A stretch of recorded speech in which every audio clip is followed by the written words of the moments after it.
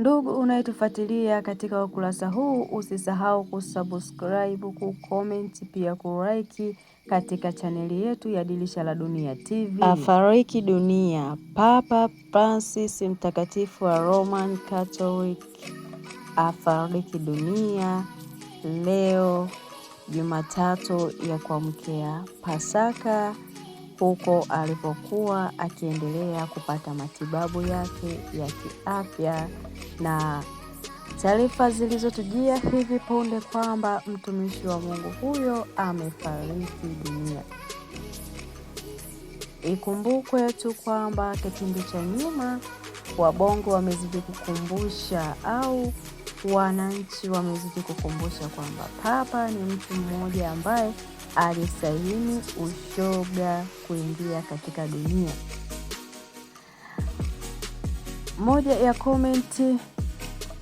ya komenti ambayo nimeisoma katika ukurasa mmoja wa Instagram, mtu mmoja akakomenti akasema, yule aliyeidhinisha ushoga amekwenda kukutana na mtu aliyepinga ushoga na mtu asiyependa ushoga.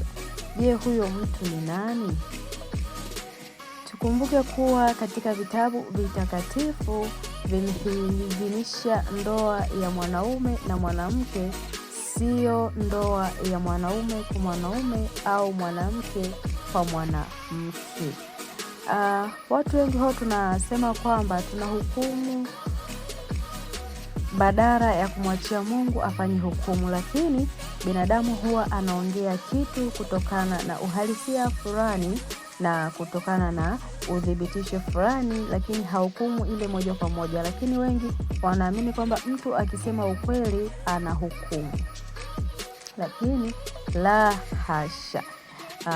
Mheshimiwa Papa alisaini ushoga na leo amekwenda kukutana na mtu aliyeidhinisha ndoa ya mume na mke na sio ndoa ya mume kwa mume au mke kwa mke.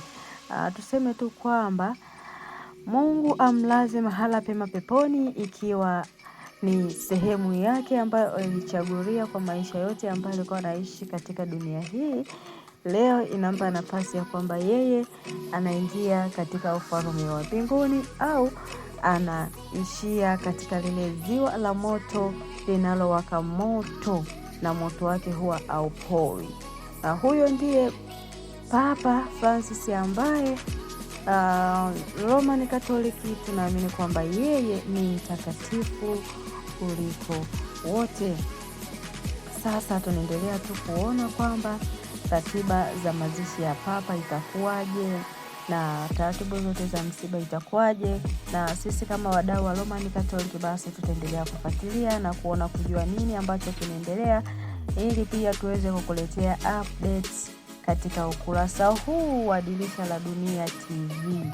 Hivyo basi usisite kutoa komenti hapo chini kwa kile ambacho unakifikiria wewe au unakiwaza wewe kutokana na kifo cha Mheshimiwa Bwana Francis Papa ambaye amepoteza maisha siku ya leo. Lakini mtu mmoja pia pale kwenye komenti amesema kwamba Papa alishakufa siku nyingi, ila tu wamechoka kumweka kwenye friji na leo wameona tu bora wamtoe, kwa sababu mtu ukishakufa mwili unakuwa hauna thamani tena.